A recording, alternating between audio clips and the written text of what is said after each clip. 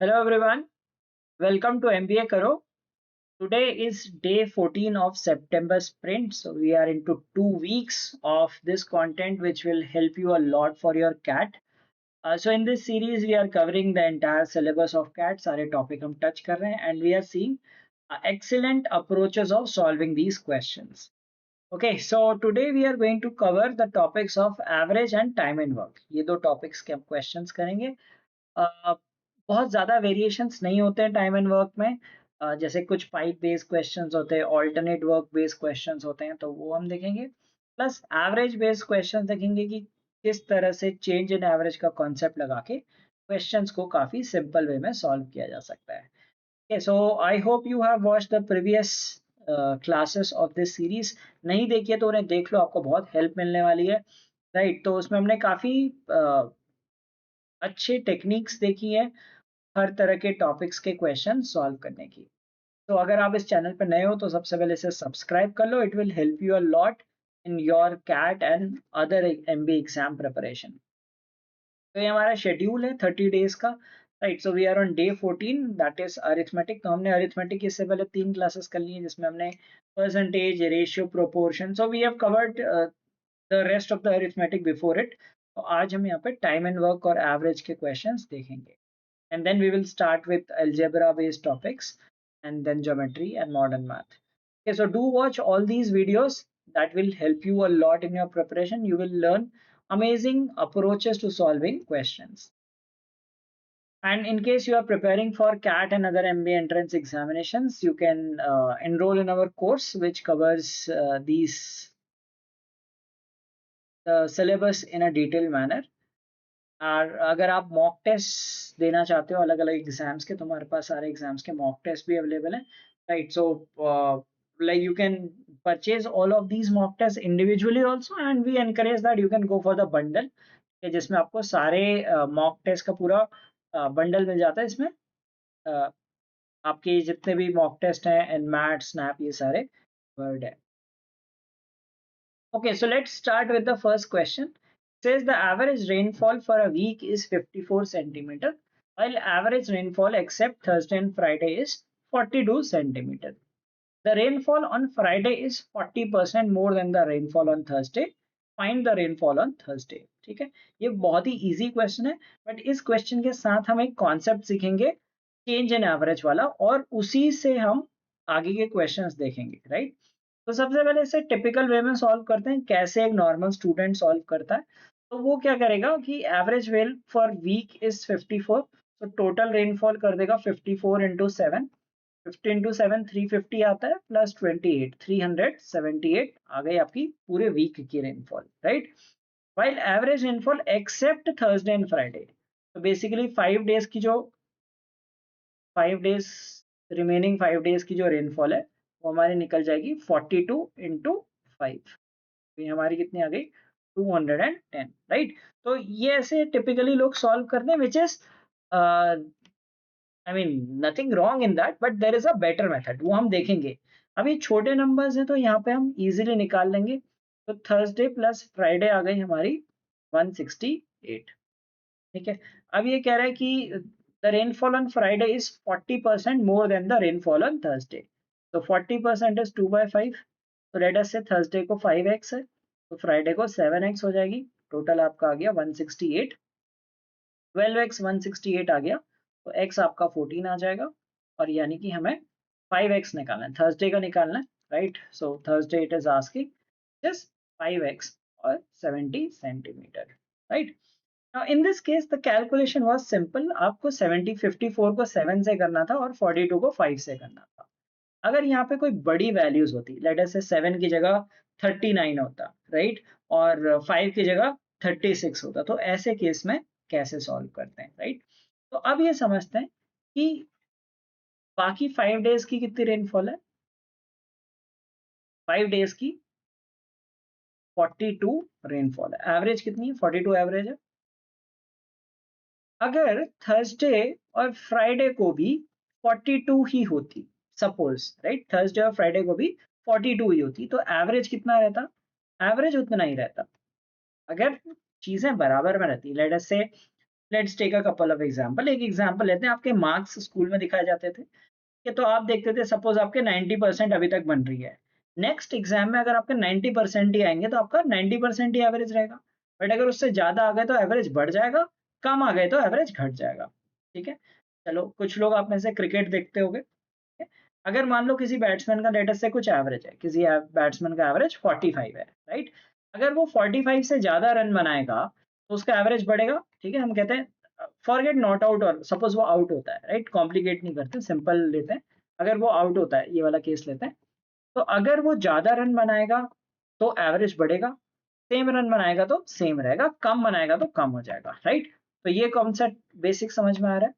अब क्या करना है कि हमें देखना है कि अगर 42 ही रेनफॉल होगी तो एवरेज 42 रहेगा। अब एक इम्पॉर्टेंट, जो बहुत इंपॉर्टेंट चीज है एवरेज में, वो होती है average is some upon number of values. ठीक है, ये होता है सम अपॉन नंबर ऑफ वैल्यूज। तो इससे एक चीज डिराइव कर लेते हैं, the increase in average is increase in sum upon number of values. ठीक है, तो increase in sum upon number of values. तो यहाँ पे एवरेज कितना हो गया, increase in average is increase in sum upon number of values। यहाँ पे हमें दिया कि एवरेज हो गया 54, right.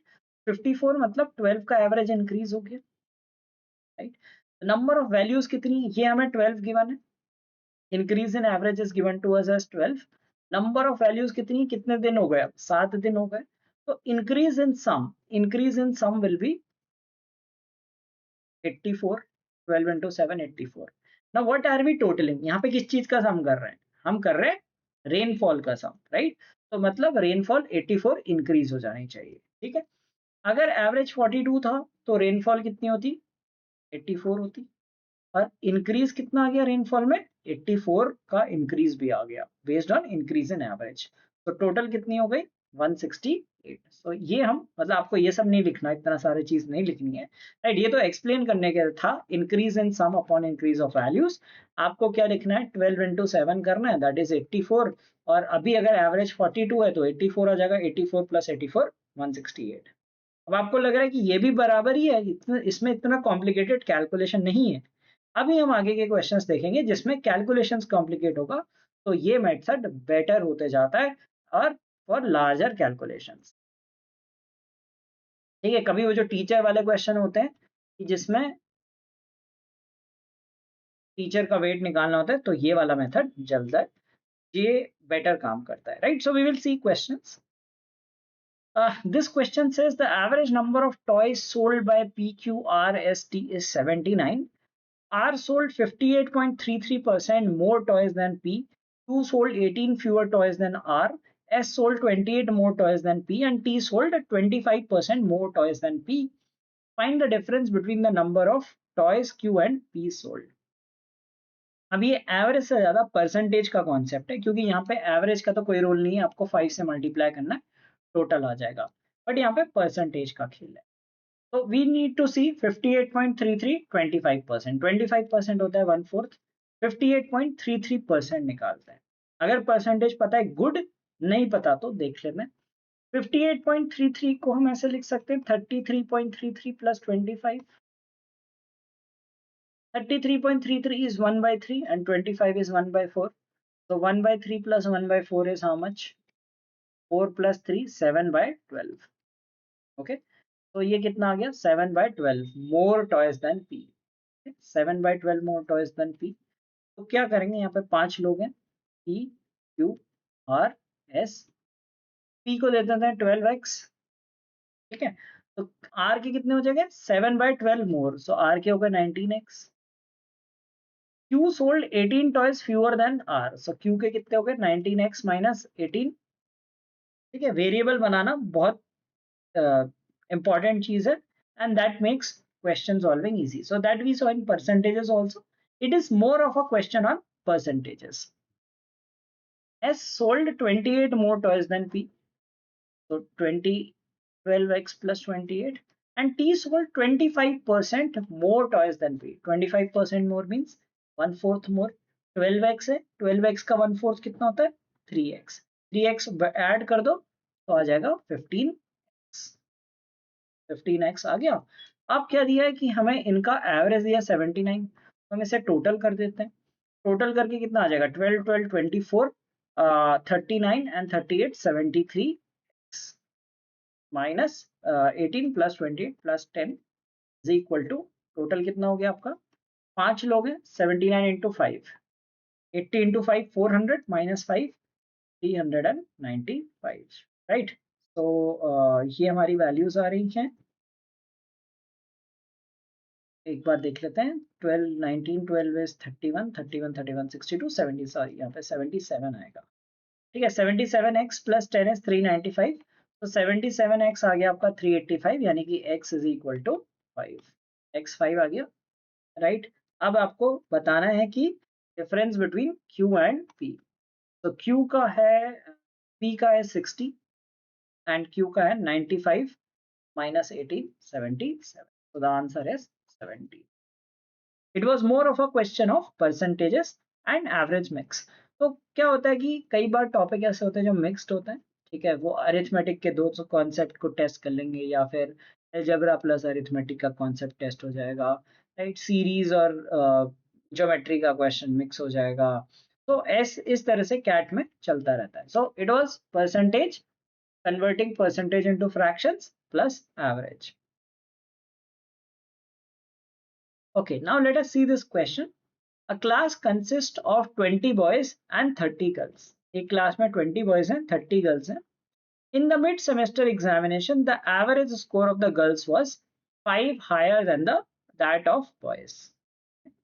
In the final exam, however, the average score of the girls dropped by 3, while the average score of the entire class increased by 2. What is the increase in the average score of boys? ठीक है, तो क्या कहा है कि class में 20 boys और 30 girls हैं, मिड सेमेस्टर में उनका एवरेज, गर्ल्स का एवरेज बॉयज के एवरेज से 5 ज्यादा था, और फाइनल एग्जाम में average score of girls dropped by 3 और average of the entire class increased by 2, so we need to tell the increase in average score of boys. अब एक चीज यहाँ पे ये देखते हैं कि अगर हम यहाँ पे कोई वेरिएबल लेते हैं a, एक तो तरीका होता है वेरिएबल लेने का। अगर यहाँ पे एवरेज इंक्रीज की बात हो रही है, ठीक है, एवरेज इतना 5 ज्यादा है और एवरेज स्कोर ड्रॉप बाय 3, तो क्यों हम वेरिएबल लें, विदाउट वेरिएबल भी कर सकते हैं, तो इसे विदाउट वेरिएबल लेते हैं। okay? So there are 20 boys, boys हैं 20, गर्ल्स हैं 30, राइट। एवरेज से मल्टीप्लाई कर देंगे, number into average gives the total marks.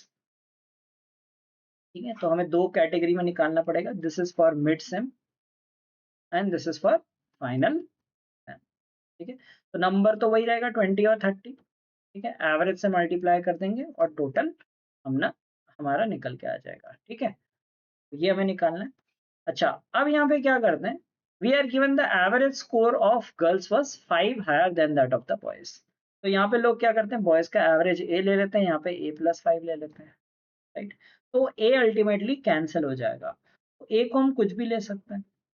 For simplicity let us take 0।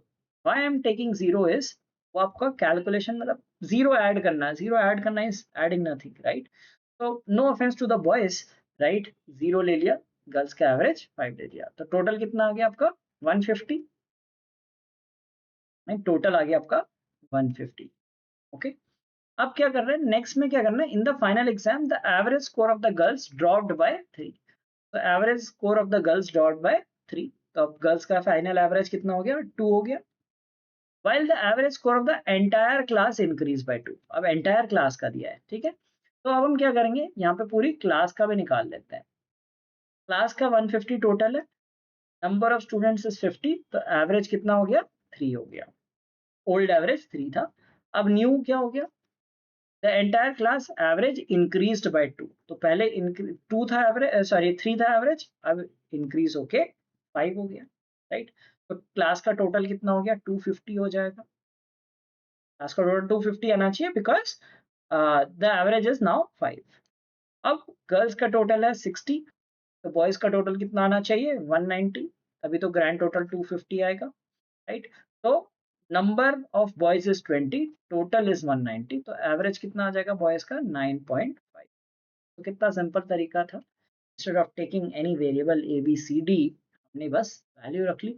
आप चाहे तो उसे 10 भी रख सकते थे, 100 भी रख सकते थे, जितना आपका मन रख सकते थे। तो ट्राई इट। आप इस पे यहाँ पे 0 की जगह 10 रख के देखो, और do let me know in the comments कि अगर आपका सेम आंसर आता है कि नहीं आता है। राइट, आपका आंसर सेम आना चाहिए। राइट, बिकॉज ये कोई भी वेरिएबल है, अगर हम यहाँ पे ए ले रहे हैं तो it has to be A plus 5, फिर यहाँ पे टोटल होता, बट वो कॉम्प्लिकेट करता चीजों को। Right, so that's why we will take any value. Now it's the next question, which says the average weight of 47 cotton balls is 4 gram. If the weight of the bag in which the balls are kept is included, the calculated average weight per ball increases by 0.3 gram. What is the weight of the bag? Right, तो again उसी concept पे आ रहे हैं, change in average। ठीक है, अब देखो अगर आप इसे टिपिकली वैसे मेथड से करते हो तो क्या होता है, 47 का आप 4 ग्राम कर देते हो, तो आप कहते हो कि this is cotton balls and this is bag plus balls.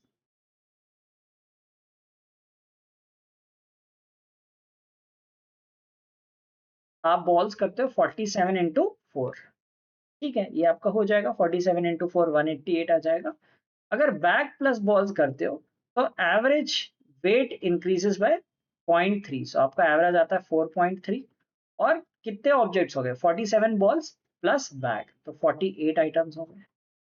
अब बना कैलकुलेशन चैलेंजिंग, राइट, 48 इंटू 43 करना है आपको। ना 48 की टेबल आती होगी ना 43 की आती होगी। ठीक है, तो आप करोगे 43 into 50 is 2150 and 43 into 2 is 86, तो आ जाएगा 2064।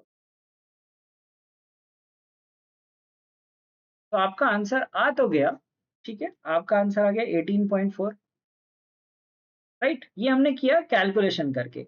यहाँ पे अगर 47 इंटू 4, अगर मैं इसकी जगह से 4.1 कर देता हूँ, ठीक है, कुछ नहीं कर रहा हूँ, 4.1 कर दे रहा हूँ, तो फिर आप इस क्वेश्चन को छोड़ ही देते। आप कहते कि यार ये क्वेश्चन तो बहुत कैलकुलेशन इंटेंसिव है कि नहीं। यहाँ पे 4 था तो फिर भी आप 4 से मल्टीप्लाई कर लिया। अगर मैं इसे 4.1 कर देता तो आप इसको नहीं करते। क्यों? क्योंकि मेक सेंस, आपको 41 की टेबल भी नहीं आती होगी और 47 की भी नहीं आती होगी, तो यहाँ पे आपको थोड़ा टाइम लगा था, तो और ज्यादा टाइम लगता। राइट, तो never use this approach, use the approach which we discuss की increase in average. Increase in average is increase in sum upon number of values. अभी कुछ और क्वेश्चन भी इसी मेथड पे करेंगे तो आपको लगेगा कि यार ये लॉजिक जो है ये बहुत सॉलिड है, इससे क्वेश्चंस बहुत इजीली हो जाते हैं। राइट, अच्छा, increase in average is increase in sum upon number of values. Increase in average कितना दिया है, 0.3 दिया है। ठीक है, इंक्रीज इन सम हमें निकालना है। यहाँ पे सम किस चीज का कर रहे हैं, यहाँ पे हम सम कर रहे हैं वेट ऑफ बॉल्स। ठीक है, यहाँ पे सम हो रहा है हमारा वेट ऑफ बॉल्स। तो नंबर ऑफ वैल्यूज कितनी हो जाएंगी, 48 हो जाएंगी। हमेशा फाइनल वैल्यू लेते हैं। ठीक है, हमेशा फाइनल वैल्यू लेते हैं, क्योंकि 47 हमारे पास बॉल्स थी, फिर हमने बैग भी इंक्लूड कर दिया, तो 48 आइटम्स हो गए। तो increase in sum will be 14.4। ये आपको सारी चीजें लिखनी नहीं है, ठीक है, ये एक्सप्लेनेशन के लिए बता रहा हूँ। आपको सीधे 48 इंटू 0.3 करना है, तो आपका आ गया कितना, 14.4 आ जाएगा। राइट, 14.4 आएगा। तो इसमें क्या ऐड कर देना, जो ओरिजिनल एवरेज था, तो इसमें 4 ऐड कर लो, तो आपका आंसर 18.4 आ जाएगा। देखो, एक लाइन का आंसर था 4.48 इंटू 0.3 प्लस 4। क्यों ऐड किया हमने 4? क्योंकि 4 तब एवरेज है, मेंटेन करने के लिए आपको 4 ग्राम लेना पड़ेगा। अगर आप 4 ग्राम भी नहीं लोगे तो एवरेज मेंटेन नहीं होगा। पहले मेंटेन किया, फिर उसमें एक्सेस ऐड कर दिया। तो देखो कितना सिंपल था। ये सिंपल है कि ये सिंपल है, डेफिनेटली आप कहोगे कि ये सिंपल है। ये आपको लिखना नहीं है, ठीक है, ये मैं एक्सप्लेनेशन के लिए लिख रहा हूँ। Going forward you do not have to write this, it is pretty simple to solve. ठीक है, चलिए नेक्स्ट देखते हैं। A batsman makes a score of 270 runs in the 87th innings and thus increases his average by a certain number of runs, that is a whole number. Find the possible values of new average। ठीक है, ये अब difficult question हो जाता है, क्योंकि आप इसे नंबर ऑफ एवरेज, आप क्या करोगे, इसे नंबर ऑफ एवरेज n कर दोगे, let the initial average be n, और फिर n plus some whole number, ये फिगर आउट करते रह जाओगे। तो अब हमें क्या करना है कि हमें ये देखना है कि increase in average is increase in the number of runs, okay, increase in the sum upon number of values, और यहाँ पे number of innings की हम बात करेंगे, ठीक है। अब increase in average कितना हो सकता है? 1 हो सकता है, ठीक है, 1 हो सकता है, 2 इंक्रीज हो सकता है, 87 इंटू 2 हो सकता है, इंक्रीज 3 का हो सकता है, हाँ हो सकता है, 87 इंटू 3 हो सकता है, राइट। इससे ज्यादा इंक्रीज तो नहीं होगा, 4 का इंक्रीज तो नहीं आएगा, 87 इनिंग्स खेल चुका तो 4 का इंक्रीज नहीं आएगा। So this is increase in average. Okay. Now increase in this is number of innings is 87. 87 he. So that means increase in sum. Sum here is about the runs scored. तो कितने extra runs हो जाएंगे? Extra runs हो जाएंगे इसके 87, ठीक है, इसमें 174, इसमें 261, राइट। एक्स्ट्रा रन्स किस चीज से हैं? Extra runs is from previous average. Increase in sum means average maintain करेगा, उसके बाद जो एक्स्ट्रा रन्स बनाएगा, तो extra runs is from average, ठीक है। अब फाइनल एवरेज कितना हो गया? अब फाइनल इसने बनाए 270 रन्स, एक्स्ट्रा रन्स 84 बनाए, तो दैट मींस प्रीवियस एवरेज कितना रहा होगा? 87 सब्ट्रैक्ट कर दो माइनस दिस, तो you will get previous average 173 रहा होगा, सॉरी 183 रहा होगा, अभी 87 एक्स्ट्रा बनाएगा तब 270 बनेंगे, तो subtract from 270, this will be 96, और इस केस में एवरेज रहा होगा 9, ठीक है। Previous average 183, 96 and 9। अभी एक्सेस रन हमने निकाल दिया ना, कितने 174 एक्स्ट्रा रन बनाए, दैट मींस पहले एवरेज 96 था, 96 तक मेंटेन किया, 174 एक्स्ट्रा बनाए तो आपका एवरेज बना 270। Similarly suppose he had only 9 as the average, okay, he scored a 261 extra, that means he increased his average by 3 runs. So now new average means add the increase in average to these. Now 183 plus 1 184, 96 plus 2 98, and 9 plus 3 that is 12. We get all of these as the answer. ये काफी difficult question था, but increase in sum approach से हमने solve कर लिया। Okay, now we will see another question based on this. So if you are enjoying this session, please don't forget to like this video. आज आपको average वाले काफी ऐसे questions मिलेंगे जिसमें हमने देखा कि हम इंक्रीज इन एवरेज से हम नंबर ऑफ आइटम्स भी निकाल सकते हैं। हम नेक्स्ट क्वेश्चन में ये देखेंगे हमें नंबर ऑफ आइटम्स निकालने पड़े। सो इफ समवन आस्क कि एवरेजेस का कोई अच्छा सा वीडियो बताओ, तो you can definitely recommend this. In fact ये पूरी सीरीज ही ऐसी है जिसमें आप काफी इनोवेटिव मेथड सीखोगे जो आपने शायद पहले किसी से सीखे होंगे, और you will become very good at solving question. अब ये जो प्रीवियस क्वेश्चन था ये आप डेफिनेटली एग्जाम में नहीं कर पाते, ठीक है, बट इस तरीके से आपने किया। एक जिसमें हमने एवरेज 0 लिया था, उसको अगर आप वेरिएबल लेके करते तो आप बहुत टाइम लगाते। अब ये वाला क्वेश्चन करेंगे, देखते हैं। Again people will call it as a difficult question, definitely difficult question, but हम वही थॉट प्रोसेस लगाएंगे इंक्रीज इन एवरेज वाली, ठीक है। अच्छा, ये कह रहा है the average weight of B boys in a group is 63 kg. A boy whose weight is 147 kg joins the group such that the average of the group becomes a prime number between 65 and 91. Find the value of p. ठीक है, तो बहुत tough question है, right. अब आप इस खुद से सॉल्व करके देखना और मेरे अप्रोच से देखना, आपको लगेगा कि हाँ यार, कि ये अप्रोच तो एब्सोल्युटली किलर अप्रोच है। अब इससे पहले क्या करना, पहली चीज, पहले prime numbers between 65 and 91. 67 is a prime number, then 71 is a prime number, then we have 73 is a prime number, 79 is a prime number, या फिर 83 आता है, फिर 89 आता है, ये प्राइम नंबर्स आते हैं, तो ये इंक्रीज्ड एवरेज होगी, ठीक है। ये क्या है? New average, that is the increased in average, ठीक है। ओल्ड एवरेज आपका कितना था? ओल्ड आपका 64 था, सॉरी 63 था। तो इंक्रीज इन एवरेज क्या होता है? इंक्रीज इन एवरेज आप इससे 63 माइनस कर दो सबसे, तो ये आ जाएगा 4, ये आ जाएगा आपका 8, ये आ जाएगा आपका 10, 16, राइट, और फिर आ जाएगा 20 एंड दिस विल बी 26, ठीक है, this is the increase in average. Now we will go back to that question where we said that increase in average is increase in sum, right, upon number of values. ये हमारा concept है, ये हम लेके चल रहे हैं. हमने ऐसे 3-4 क्वेश्चन कर दिए जिसमें हमने देखा एक बहुत सिंपल कैलकुलेशन था, उसमें आपने देखा कि आप ट्रेडिशनल मेथड से भी निकाल ले रहे थे. फिर हमने देखा कॉटन बॉल्स वाला क्वेश्चन, राइट, और मल्टीपल क्वेश्चन ऐसे देख लिए जिसमें ये सीखा कि अगर डिफिकल्ट वैल्यूज होते जाती हैं तो ये जो चेंज इन एवरेज मेथड है यही काम आता है, right. So now we will be using this as a master concept, right? So all such average based questions we will be solving using this method. Now, increase in average is increase in sum upon number of values, right? So this is increase in average is known to us. Number of values कितनी हो जाएंगी? पहले b boys थे, अब एक boy और add हो गया, राइट, +1. तो number of values is b+1. Number of values हमारी हो गई अब b+1. ध्यान देना कि b क्यों नहीं ले रहे हैं, क्योंकि हम जो नंबर ऑफ वैल्यूज लेते हैं वो फाइनल एडिशन के बाद लेते हैं. जैसे प्रीवियस क्वेश्चन में 87 इनिंग्स खेल ली तो नंबर ऑफ इनिंग्स इज 87.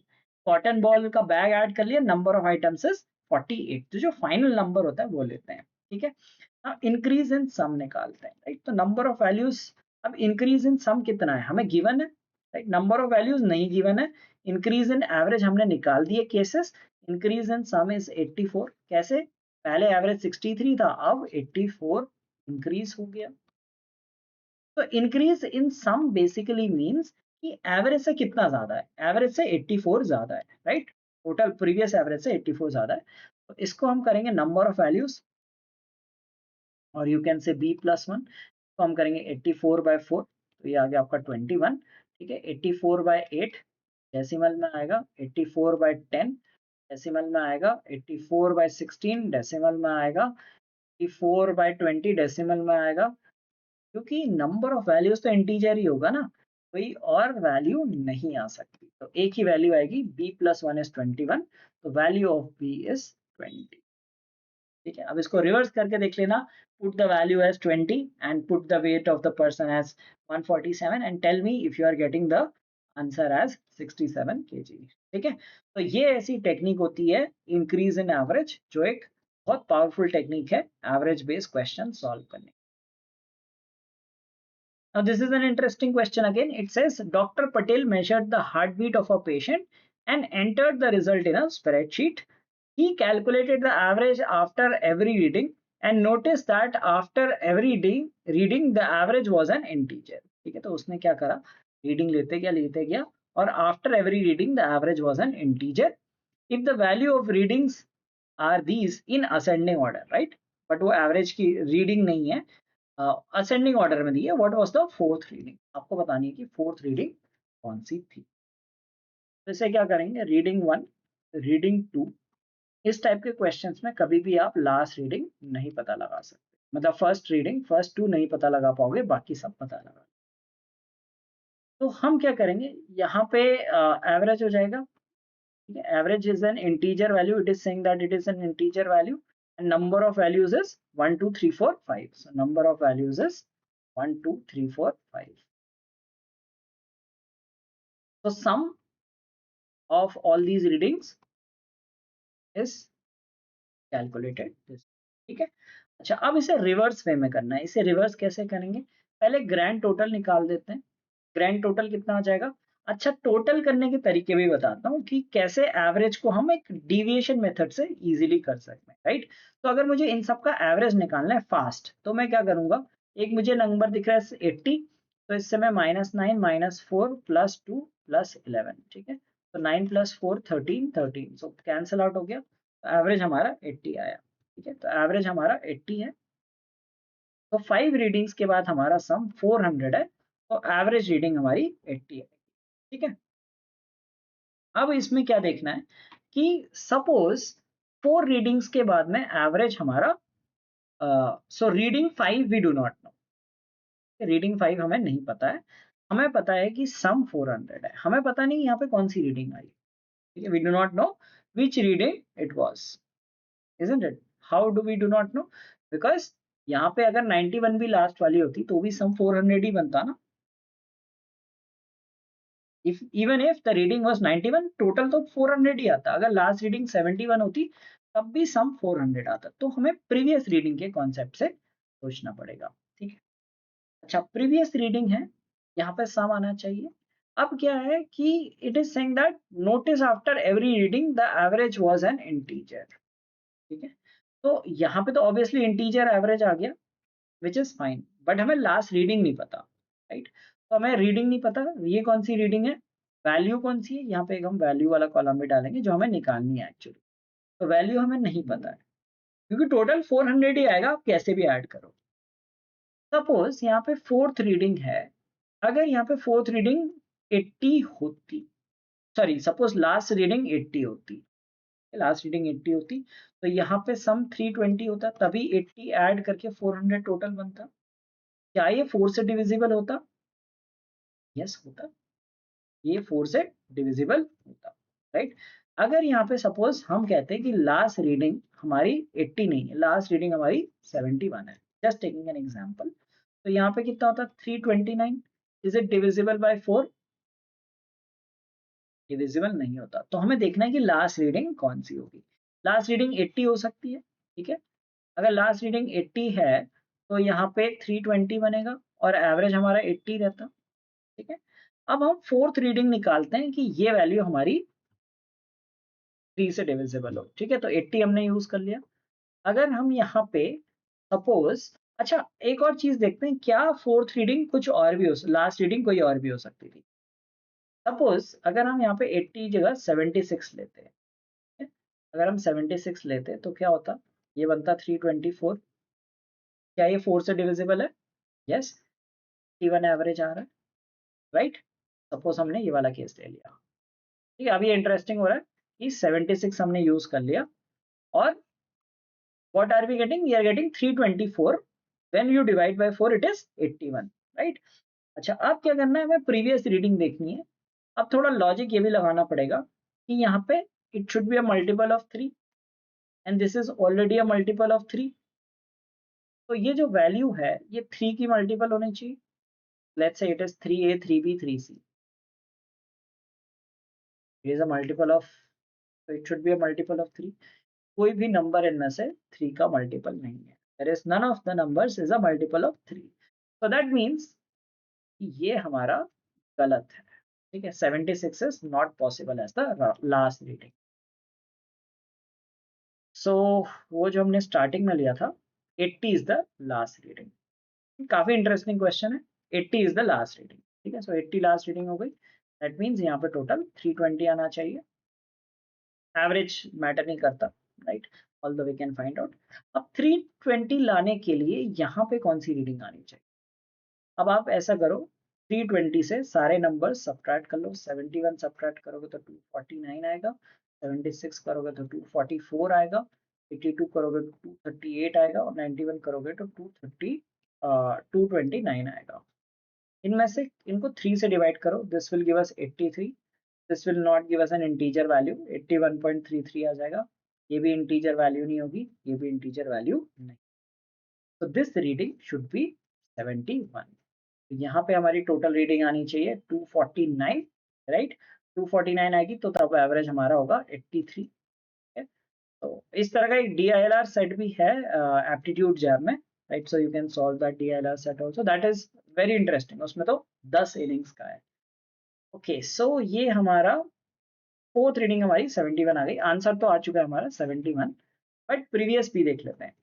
अब यहाँ पे दो इनिंग्स, दो उसमें टोटल कितना होना चाहिए? It should be even number.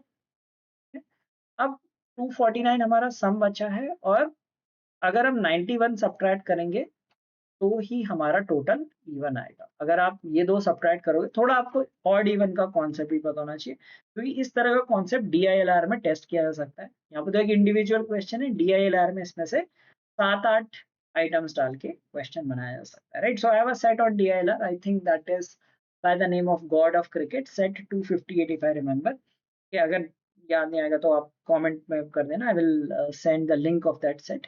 वो बहुत अच्छा सेट है इसी कॉन्सेप्ट पे। यहाँ पे 59 91 आके यहाँ पे 158 होगा। अब 158 किसी भी ऑर्डर में हो सकता है, ठीक है। तो क्योंकि हम पहले 2 नहीं निकाल पाएंगे, लास्ट के 3 निकालेंगे, क्योंकि अगर आप यहाँ पे 76 लोगे तो भी इवन मतलब इंटीजर ही होगा, 82 लोगे तो भी इंटीजर ही होगा। तो यहाँ पे हमारा आंसर आ गया 71। ये काफी टफ क्वेश्चन था, definitely a skippable one in the exam, ठीक है। ऑल राइट, सो हमने एवरेजेस के कुछ क्वेश्चन देखे। Typically change in average method वो बहुत ट्रिकी चीज होती है। एक जो लास्ट वाला था वो थोड़ा सा पेक्यूलियर था। ये कभी कभी ऐसे क्वेश्चन भी हो सकते हैं कि out of the box thinking वाले, तो जो अवॉइड किए जा सकते हैं। But the ones that we did otherwise की चेंज इन एवरेज वाला, वो बहुत अच्छे से ध्यान रखो, और उस तरह के क्वेश्चंस आप बहुत इजीली सॉल्व कर सकते हो, ठीक है। जैसे हमने देखा एवरेज वेट डाल दिया, ठीक है, नया बॉय इंक्लूड हो गया, नंबर ऑफ बॉयज निकालना है, right.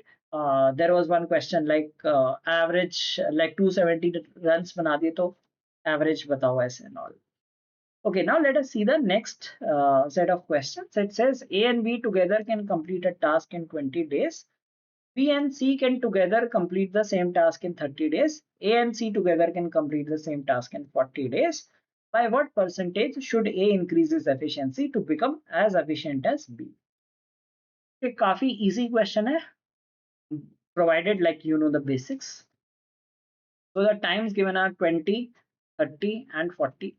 So let us say work is equal to LCM of 20, 30, 40, which is 120. 120 units हम वर्क ले लेते हैं।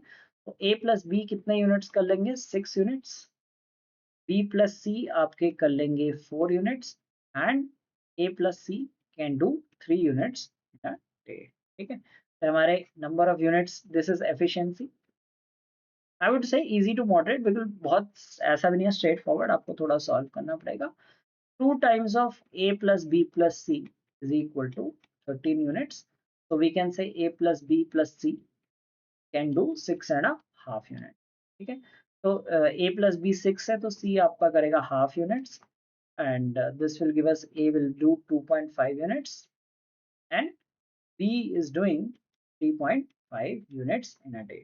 ठीक है, तो आप कल ऐड करके देख लो, 6 बन रहा है, A plus C 3 बन रहा है, और C plus B आपका 4, तो सेट हो गया। अब ये कह रहा है by what percentage should A increase his efficiency to become as efficient as B. तो ए की एफिशिएंसी अभी 2.5 है, इसे 3.5 तक जाना है। So we need to increase by 1, 1 out of 2.5 is 40%। थोड़ा सा इसमें कैलकुलेशन है, ऐसा भी नहीं कि स्ट्रेट फॉरवर्ड है, but I would not call it as a difficult one, doable है इट, एंड टिपिकल जो एफिशिएंसी बेस्ड प्रॉब्लम है वो आपने सॉल्व कर लिया। Next question, a job can be completed by A, B, C in 10, 12 and 15 hours respectively. All three started the job together, but A left after working for 2 hours. B left 3 hours before the work was completed. For how many hours were exactly two people working? Okay, so not a straight question, but yes, you can map these and solve the question. Okay, so we have ABC. So first thing first is, let us put work is equal to LCM of 10, 12 and 15. So work हमारा कितना हो गया? 60 units. Okay, work is 60 units. Now see this. Then we get A efficiency is 6, B efficiency is 5, and the efficiency of C is 6, 5, 4. तीनों की efficiency आ गई। Next thing हमें दी हुई है कि all three started the job, but A left after working 2 hours. तो एक timeline बना देते हैं। पहले तीनों ने काम किया ABC, ठीक है। फिर क्या हुआ कि फिर A left after working for 2 hours, यहाँ से B प्लस C काम कर रहा है। B left 3 hours before the work was completed, तो फिर B ने भी छोड़ दिया, लास्ट में C काम कर, ठीक है। ये आपका टाइम फ्रेम हो गया, the people who are working, the total efficiency and time, right. Efficiency into time gives us the work that is complete. तो A plus B plus C की एफिशिएंसी कितनी हो गई हमारी? 15 हो गई। B प्लस C की एफिशिएंसी 9 है, और C की एफिशिएंसी 4 है। Now A left after working for 2 hours, तो इसने 2 घंटे तक काम किया, तो टोटल वर्क हो गया 30। हमें क्या दिया, be left 3 hours before the work was completed. तो बी यहाँ से, ये टाइम 3 नहीं है, ये अगर आप 3 रख रहे हो तो दैट इज रॉन्ग। बी ने 3 घंटे पहले काम छोड़ दिया, that means C alone work for 3 hours. तो कितना हो गया यहाँ पे, 12 हो गया। ठीक है? अब यहाँ पे हमें ये टाइम नहीं पता है, तो हम क्या करेंगे, total work is 60। Total work यहाँ पे कितना है, 60 यूनिट्स है, right. So we will calculate accordingly, like total work is 60 units, so we will find out कि how much time did these people, like B और सी ने मिलके कितना काम किया, वो हम निकाल देंगे, और फिर वहां से निकाल देंगे कि ये टाइम ड्यूरेशन कितना था। ठीक है, तो यहाँ पे हमने 60 से 42 हमने सब्ट्रैक्ट कर लिया, तो 18 बच गया। 18 बच गया, दैट मीन्स ये टाइम आपका आ जाएगा 2 आवर्स। तो for 2 hours 2 people were working. तो इस तरह से सॉल्व कर लिया। तो बेसिकली कॉन्सेप्ट है efficiency into time is the total work. तो बेसिकली अरिथमेटिक में हर जगह यही होगा, it's a product of, everything is a product of two things, like time speed distance हमने किया था, व्हाट डिड वी से, distance is speed into time. Similarly, work is efficiency. Efficiency in terms of the number of units of work that you do per unit time into time. 21 men can complete building an entire wall in 18 days. However, to start with, only one man starts working, and each successive day, one more man joins working. Right? In how many ways will the wall be completely built? तो ये याद रखो कि कुछ एक concepts होते हैं जो टाइम एंड वर्क में रिपीटेडली पूछे जाते हैं। One of them is arithmetic progression. ठीक है, तो एपी का कॉन्सेप्ट है, टाइम एंड वर्क में काफी बार क्लब होके आता है, not only in CAT but other exams also. तो work is work force into time, always remember, man into days लिखते हैं, एमडीएच भी लिखते हैं, man into days into hours. ठीक है, work force into time. So there are 21 men and they can build in 18 days. So 21 into 18, that is equal to 360, and plus 18, 378 units. So work is 378 units. Now to start with, only one man starts working and each successive day one more man's join. तो पहले दिन 1 है, second day 2 है, third day 3 है, next day 4 है, plus and so on. So they complete in n days. And we know the sum of first n natural numbers is n plus 1 by 2, which is 370. Okay. अब यहाँ हमें करना है n into n plus one, और आपका answer आना चाहिए 750 के डबल कर लो। अब यहाँ पे एक छोटी सी ट्रिक बताता हूँ, यहाँ पे क्योंकि ऑप्शंस नहीं है, ऑप्शंस होते तो आप ऑप्शंस रख सकते थे, मुझे यहाँ पे सीधे आंसर आ जाएगा। ठीक है, कैसे आ जाएगा, देखो थोड़ा लॉजिक लगाएंगे। एन कौन से सीरीज में आएगा, टेंस में आएगा, ट्वेंटीज में आएगा, थर्टीज में आएगा। सबसे पहले आप कहोगे कि एन ट्वेंटीज में आएगा, राइट, क्योंकि अगर हम एन यहाँ पे 30 रखते हैं तो 30 रखने में तो 900 प्लस हो जाएगा, राइट। अगर 20 रखते हैं तो ये 400 समथिंग ही रहेगा, तो ये ट्वेंटीज में ही आएगा, थर्टीज में नहीं जाएगा। अब हमें क्या करना होता है, देखो कई बार स्टूडेंट्स यहाँ पे क्वाड्रेटिक इक्वेशन सॉल्व करने लगते, टाइम लगता है, राइट। ऑफ कोर्स जो मैं टेक्निक बताऊंगा उससे आप इंस्टेंटली कर लोगे, इंस्टेंटली, कोई भी टाइम नहीं लगेगा आपको, राइट। ये आपको निकालना है 756, राइट, ये हमने निकाल दिया। अच्छा, n into n plus one is 756, तो यहाँ पे कॉन्सेप्ट आता है लास्ट डिजिट का, right.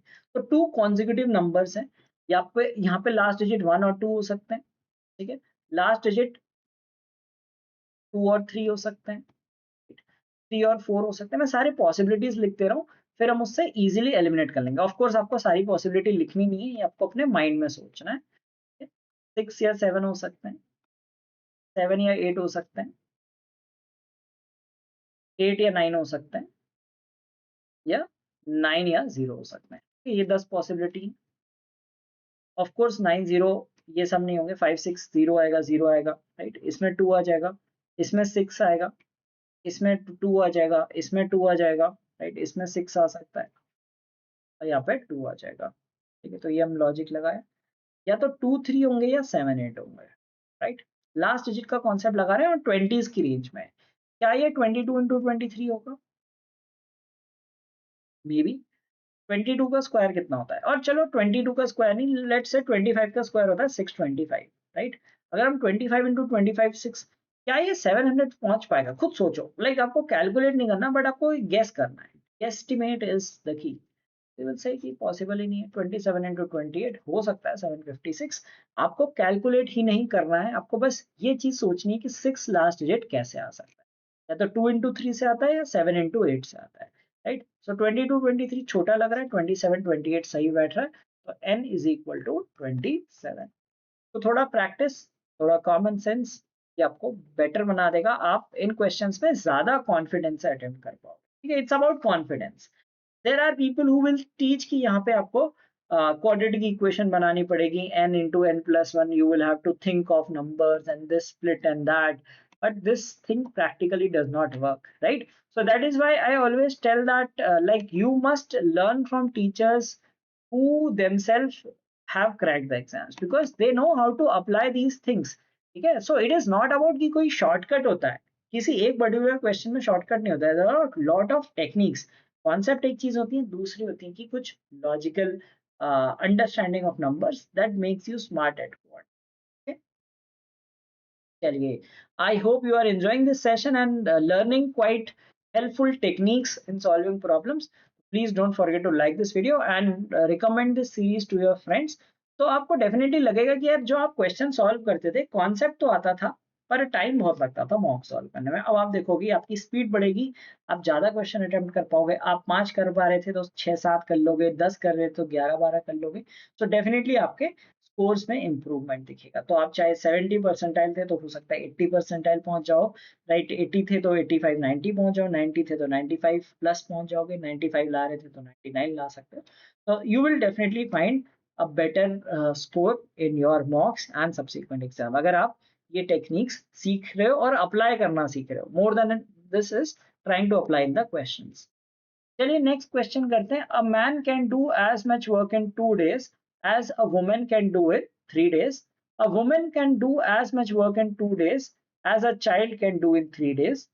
If a woman alone takes 19 days to complete a work, in how many days can the work be completed by a team of a man, a woman, and a child? Efficiency का question है। So it says a man can do a work in 2 days. So suppose man की efficiency m ले लेते हैं तो total work 2m हो गया, that is equal to 3 women. So we can say m upon w is 3 upon 2. So man ratio woman is 3 ratio 2. Similarly, women and child we are given the same thing. तो आपको वो सीधे सीधे ratio लिख लो, आपको अलग से लिखने की जरूरत नहीं कि लाइक फिर से इक्वेशन नहीं बनानी। So if you combine the ratios, we get 9 ratio 6 ratio 4। ये हमारा efficiency का ratio हो गया, ठीक है। A woman takes 19 days to complete the work। तो total work कितना हो गया? Work is 19 into 6, right? And अब ये कह रहा है कि देखो आप लाइक आपको टोटल करने से अच्छा ये देख लो, अगर मैन वुमेन और एक चाइल्ड काम कर रहे हैं तो टोटल कितना यूनिट्स कर लेंगे? 19 यूनिट्स कर लेंगे, ठीक है, राइट। ये 19 यूनिट्स कर लेंगे तो 19 बाय 10 6, ठीक है। टोटल वर्क अगर अलग से निकालना है, आपको अच्छा लग रहा है, आप निकाल सकते हो।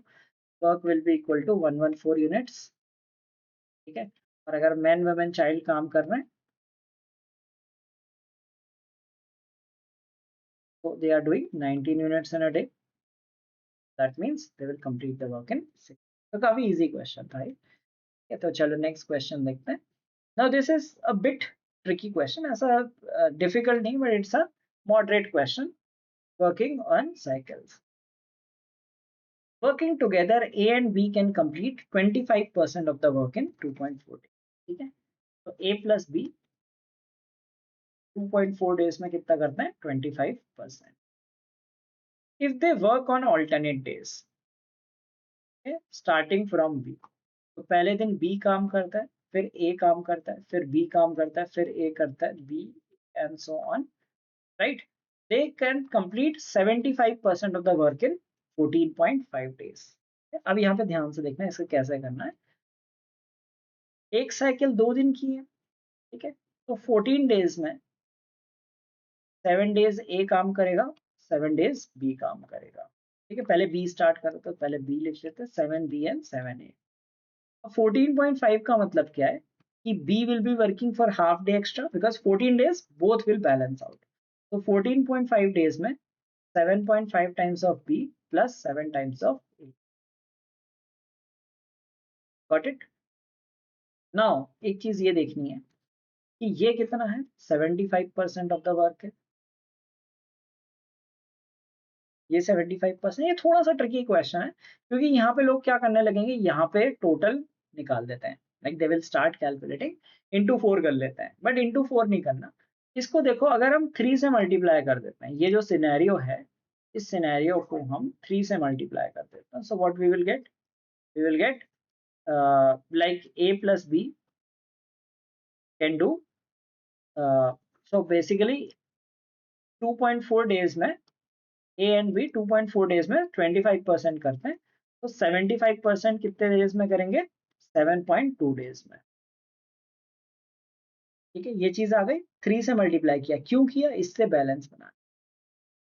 ये थोड़ा सा ट्रिकी क्वेश्चन था, मतलब बेसिक थोड़ा सा लॉजिकल ट्वीक लगेगा इसमें कि 75% of the work in 7.2 days. तो अगर ए की एफिशिएंसी ए एंड बी की एफिशिएंसी बी है, so that will be the work done in 7.2 days. This is equal to 7.5b plus 7a. तो अब यहाँ पे आ जाएगा 0.2a is equal to 0.3b और a upon b आपका आ गया 3/2 आ गया, राइट। तो a की एफिशिएंसी 3 यूनिट्स है एंड b की ये b की 2 यूनिट। तो टोटल वर्क कितना हो जाएगा, वर्क हो जाएगा आपका, ये 2.4 को हमने 3 से किया था, 4 से कर लो, 9.6 डेज में कर लेते हैं। Work is equal to 5 into 9.6 यानी कि 48 यूनिट्स हो गया। वर्क हो गया 48 यूनिट्स। ए की एफिशिएंसी 3 है, so 48/3 A can do it in 16 days. तो काफी ट्रिकी सा क्वेश्चन था ये, ट्रिकी था मतलब इजी नहीं था, डिफिकल्ट भी नहीं कहेंगे, बट हाँ थोड़ा सा लॉजिक यहाँ पे ट्वीक लगाना पड़ेगा, काफी चीजें सोचनी पड़ेंगी, अलग अलग चीजें, राइट। कि हम यहाँ पे 25 को 3 से क्यों किया, 75% क्यों बनाया, so that we can equate the two cases and then solve it. So I would say it was a moderate to difficult question given that options were also not given। options दिए होते तो आप कुछ ना कुछ तरीके लगा के कर रहे होते हो, ठीक है। so that's how we get it। तो अब आप इसको रिवर्स चेक कर सकते हो, ए की एफिशिएंसी हमने 3:2 में निकाली, put a is equal to 16 and b is equal to 24, दोनों केस सेटिस्फाई हो जाएंगे। Now this is a specific variety of question, बहुत इजी क्वेश्चन है, इसका डायरेक्ट रूल होता है, ठीक है, एक स्टैंडर्ड रूल है। ये रूल कहता है कि if there are two people, ठीक है, it applies only when there are two people, if total work और लेट्स से टुगेदर, ये कुछ कोई स्टैंडर्ड मेथड्स होता है, together if they can do it in x days and like a completes in x plus a days and b completes in x plus b days, right? So in that case we have x is equal to under root a। तो ये आपको, ये rule आपको याद रखना है, ठीक है। तो अगर यहाँ पे बोल रहा है t, ठीक है, t की वैल्यू कितनी आ जाएगी, t will be under root of 27 into 12, right. तो ये आप कर सकते हैं 9 इंटू 3 और ये हो जाएगा आपका 3 इंटू 4। तो 9 का स्क्वायर रूट होता है 3, ये इसका स्क्वायर रूट 3 और 4 का square root 2, that is 3।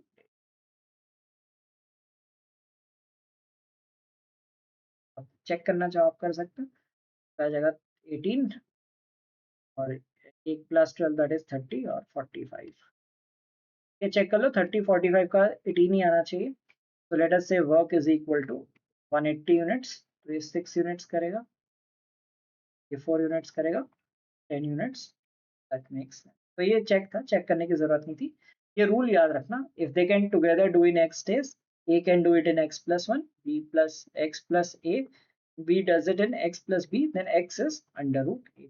Standard question होता है, कभी कभी एग्जाम्स में पूछा जाता है, तो अगर आप ऐसे करोगे तो इजीली आंसर आ जाएगा विद इन 10-15 सेकेंड। चलो नेक्स्ट करते हैं, it is about pipes. So it says that like pipe A takes 50% more time than pipe B to fill a tank, pipes A and B together take half the time to fill the tank as the time is taken by pipe C alone to fill the tank. If pipes A, B, C together can fill the tank in 16 minutes, what is the time taken by pipe B alone to fill the tank? ये तो कुछ लंबा सा दिख रहा है. Let's read it part by parts. So we have pipes A, B, C. A takes 50% more time. So A और B का जो टाइम है वो हो गया 3:2, 50% मोर हो गया.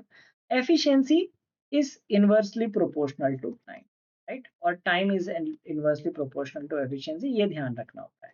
तो अगर टाइम 3:2 में है तो एफिशिएंसी विल बी 2:3.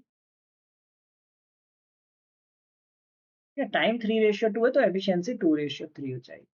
तो एफिशिएंसी अगर हम काउंट कर रहे हैं तो ए की 2 है, बी की 3 है. Pipes A and B together take half the time to fill the tank as the time taken by pipe C to fill the tank. अगर half the time ले रहे हैं तो pipes A plus B की efficiency double होगी. efficiency double means half time ले रहे हैं, ठीक है. तो इनकी efficiency कितनी हो गई? टोटल 5 हो गई. तो मतलब C की efficiency हो जाएगी 2.5, ठीक है. C की efficiency हो गई 2.5. अब चाहे तो आप इसे इंटीजर में कन्वर्ट कर लो, क्योंकि 0.5 से तो हम कर सकते हैं. अगर फ्रैक्शंस में जा रहा था तो थोड़ा सा चैलेंजिंग है, राइट. तो इनकी एफिशिएंसी हो गई 2, 3 एंड 2.5. ये क्लियर है. बस ये बेसिक, इसमें ये इजी ही क्वेश्चन है. जस्ट दिस कि time and efficiency you should know that they are inversely proportional. अब क्या हो रहा है? It is saying that A B C together can fill in 16 minute. तो टोटल तो कैपेसिटी वो कितनी हो गई? Capacity is 2 plus 3 plus 2.5. So 2 plus 3 is 5 plus 2.5, 7.5. So 7.5 units per minute भर रहे हैं तो 16 minutes में भर. ठीक है. फिर पूछा टाइम टेकन बाय बी, तो बी की एफिशिएंसी से डिवाइड कर दो. चाहे तो आप टोटल भी निकाल सकते हो कैपेसिटी, बट क्यों निकालना? तो divide by 3. Why? Because this is the efficiency of B, that will give us the time taken by B. So 2.5, 16 into 2.5 is 40 minutes. Basic question, I would rate that easy to moderate. तो concept आपके basic clear होना चाहिए, तो easy है. Concept नहीं clear तो आप इधर उधर हाथ पैर मार के इसे करने की कोशिश करो. बेसिक कॉन्सेप्ट है, time and efficiency are inversely proportional. Okay, so it says two pipes which take 4.5 and 6 hours to fill a tank completely were opened simultaneously. After 90 minutes, the power goes off. A third pipe which runs without electricity and takes 18 hours to fill the tank is open now. How long will it take to fill the remaining tank? ठीक है. तो typically ये time and work में ऐसी story होगी कि आदमी छोड़ के चला गया, ठीक है, आदमी ऐड कर दिए, लाइक पाइप काम कर रहा था, बीच में पाइप बंद हो गया, लीक पाइप चल गया and all those things. Pipes and time and work, the thing is simple. You just need to read the story, understand the story, take efficiency, take the capacity as LCM. Like in case of work, we take the total work as LCM of times given. Okay, in case of pipes, take the capacity as the LCM of times given and solve it. Okay, whatever the story. Sometimes some pipe will be opened, some pipe will starts leaking, right? New pipes are opened. ठीक है, लोगों के case में लोगों ने alternate day काम कर लिया ना. So we have covered different varieties कि alternate day काम करने में क्या होता है, ठीक है, बीच में छोड़ने में क्या होता है and all those things. So this is the same time wherein 4.5, 6 and third pipe takes 18 hours. ठीक है, तो efficiency तो capacity हम ले लेते हैं. Capacity is LCM of all these three. 4.5, 6 and 18, that is equal to 18 units. तो 18 litre units जो मानना चाहो. तो एफिशिएंसी कितनी हो जाएगी? Efficiency of A is, let us say these three pipes are A B C. A की efficiency हो जाएगी 4, बी की हो जाएगी 3, सी की हो जाएगी 1. Fairly simple. Now A and B were working simultaneously after 90 minutes. 90 minutes is 1.5 hours. तो क्या किया? 4 plus 3, they work for 1.5 hours. तो इतने कितने यूनिट्स फिल कर लिए? 7 into 1.5, that is 10.5 units. 10.5 units कर लिए. अब क्या हो गया कि third pipe which runs without electricity. So अब नया नया पाइप स्टार्ट करेंगे। टोटल वर्क था 18, एट इतना यूनिट्स हो गया, कितना यूनिट्स बचा 7.5 and its efficiency is 1, so it will take 7.5 hours to finish the remaining. So it says fill the remaining tank, so remaining tank को कितना टाइम लगेगा 7.5 hours. Okay, so that's how we, so first of all we find the capacity, right? We got the capacity, then we figured out how much did this to fill, and then how much will it take to fill the remaining. So typically time and work are story based questions. You need to understand the story, that if someone is leaving, someone is joining, some slow person is joining, some slow pipe is working, a fast pipe is working, a person accidentally opens another pipe, there is leak, etc., and just deal with that. Okay. Let's have another question which is on cyclicity.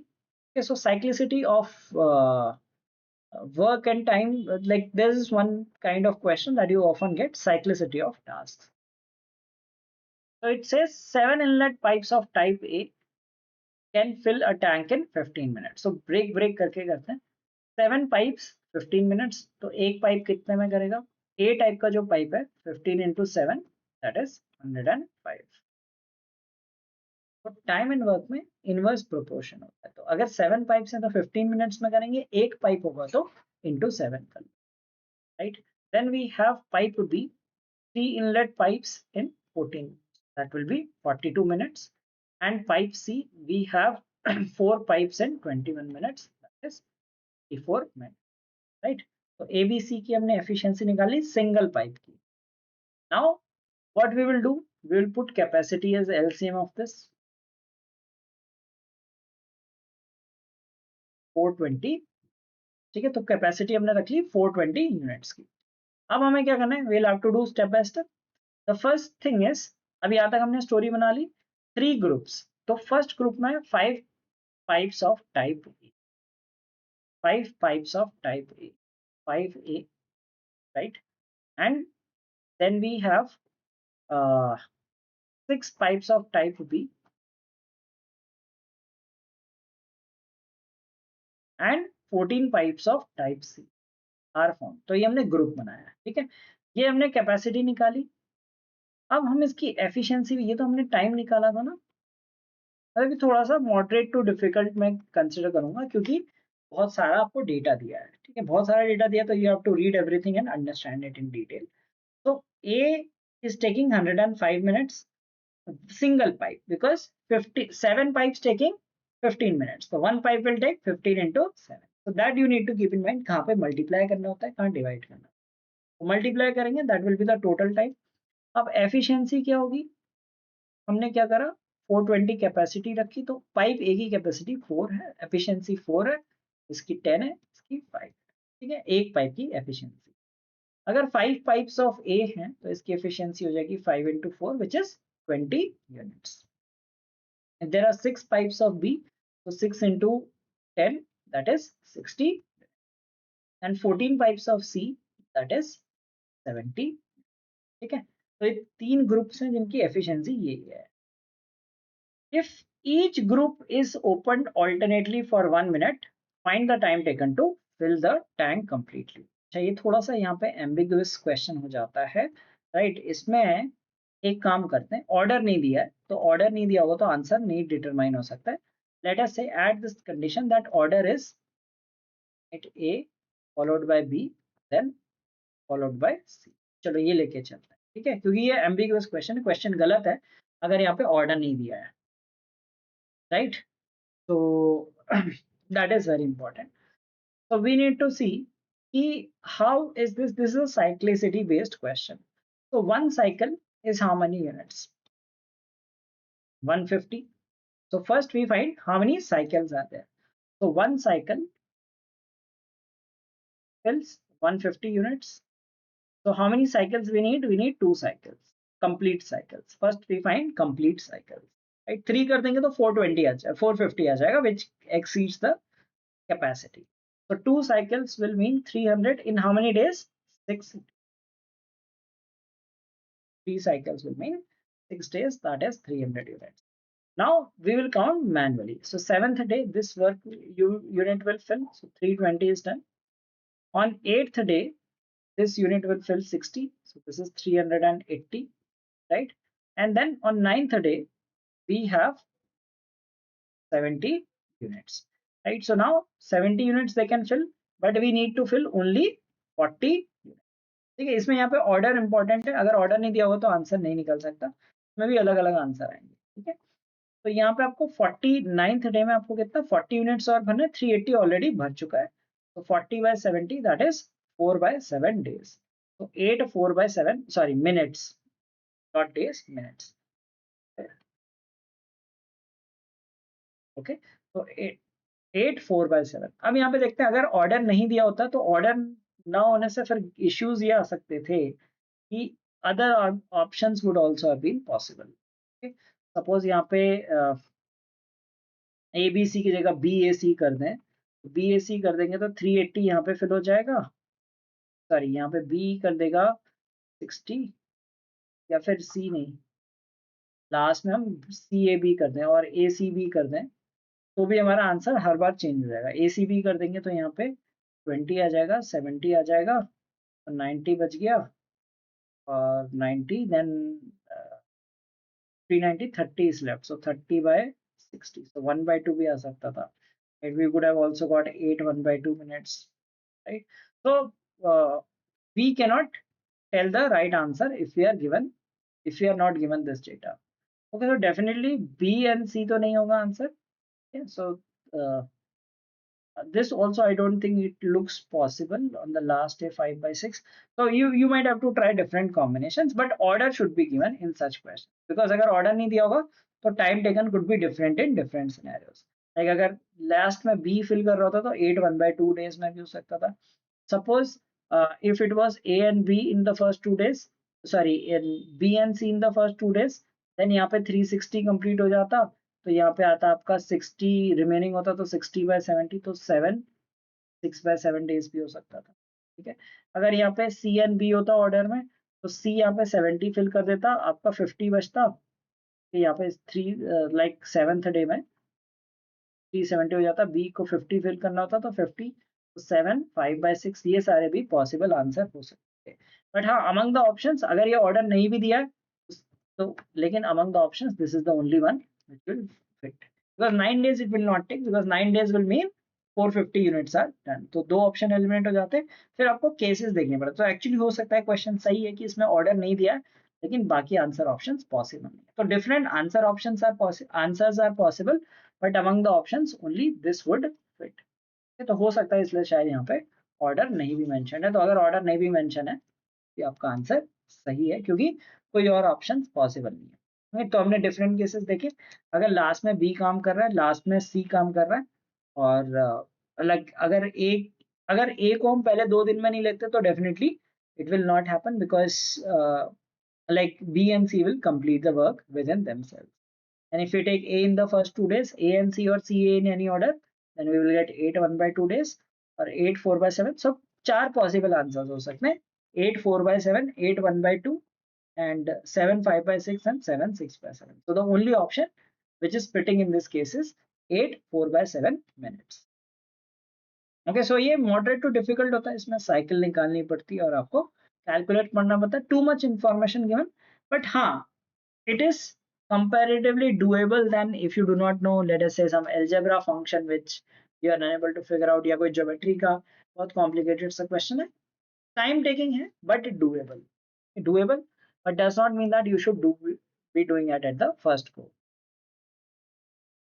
So in case you are planning to take multiple MBA entrance examinations and are looking for mock test, we have a bundle which includes mocks for all examinations, and you can individually take our CAT mocks also, और कोई भी mocks आपको चाहिए, हर exam के mocks हमारी site पे available है, so you can check out our portal.